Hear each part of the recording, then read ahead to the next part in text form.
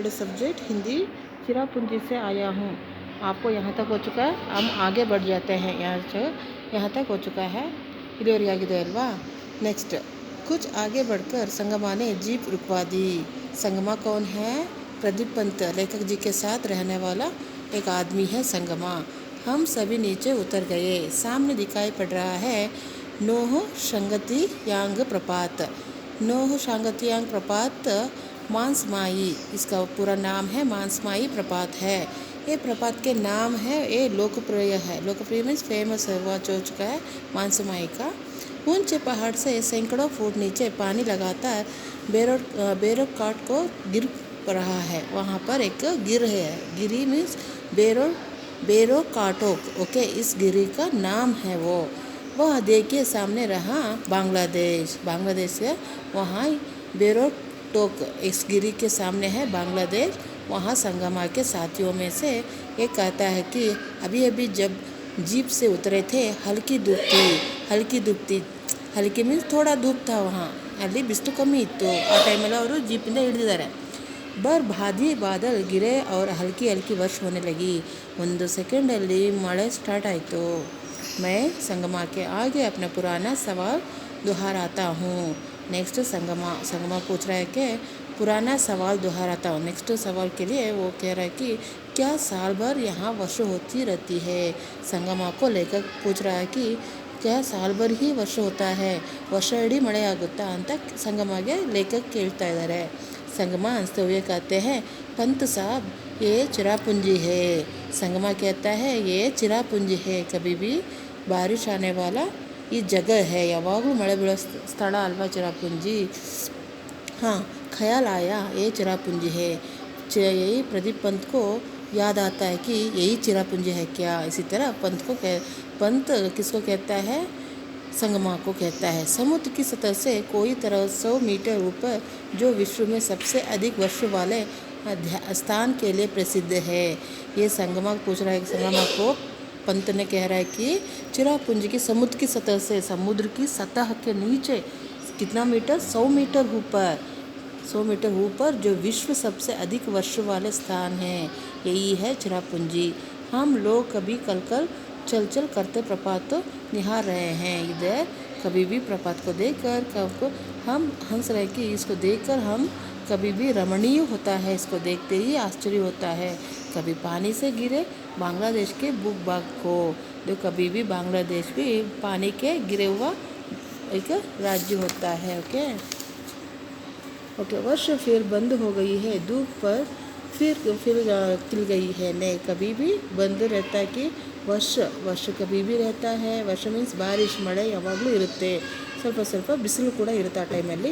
इसी तरह वर्ष धूप कोहरे की लुका छिपी का खेल चलता रहता है। ज़्यादा बारिश और कम धूप मीन्स ಬಿಸಿಲು ಕಮ್ಮಿ ಇದೆ, ಮಳೆ ಹೆಚ್ಚಿದೆ ಅಂತಹ ಒಂದು ಇದು ಪ್ರದೇಶ। हम लोग अब जीप से बैठकर लौट रहे थे और जीप पर कुत्ಕೊಂಡು ಮತ್ತೆ ಹೊರಟು ಬೇರೆ ಕಡೆ। संगमा रास्ते में खासी, जयंतिया और गारो पहाड़ियों को लोगों के बारे में बताने लगते हैं। 3 पहाड़ी, 3 ಬೆಟ್ಟ ಗುಡ್ಡಗಳ ಹೆಸರಿತ್ತಲ್ವ, ಪರ್ವತಗಳ ಹೆಸರು। ಅಲ್ಲಿ ಸಂಗಮ ಹೇಳ್ತಾನೆ जयंतीय पहाड़ और गारो पहाड़, इस पहाड़ के नाम है वो। ये कहते हैं कि खासियों को यहाँ सम्मान की दृष्टि से देखा जाता है। खासियों मीन्स एक जनांग का नाम है वो, खासी जनांगा। ओके, इस नाम पर वो सम्मान मीन्स रिस्पेक्ट देते हैं उधर। इसी तरह करीब 6 लाख गारो लोगों की मातृभूमि है। कहाँ पर? काशी जनांग का करीब 6 लाख।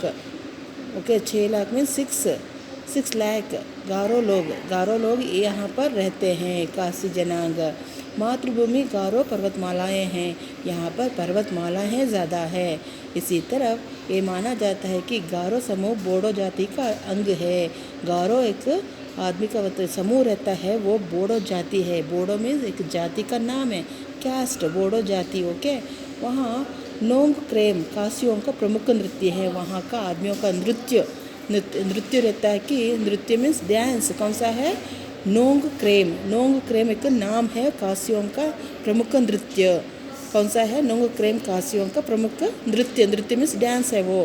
जयंतीय पहाड़ियों के उत्सव का नाम ही बेहडन खलाम है।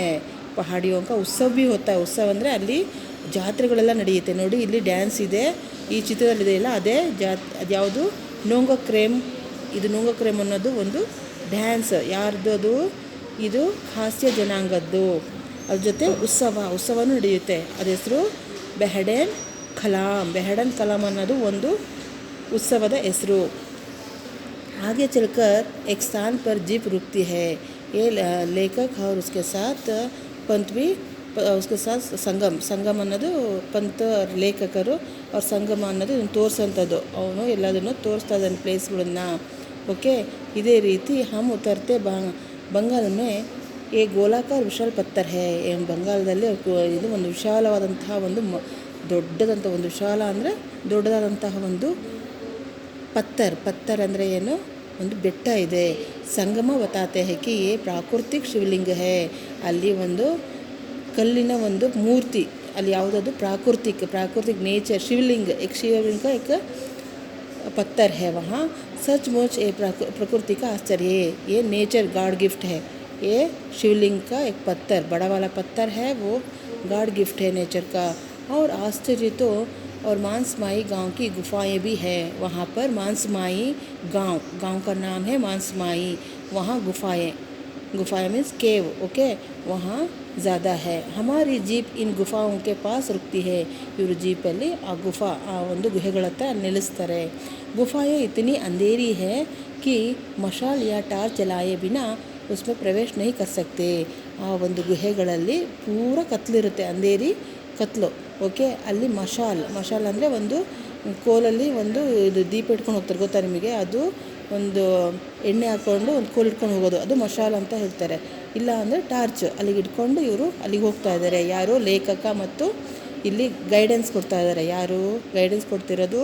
पंत अल्ला, यारो ಇನ್ನೊಬ್ಬರು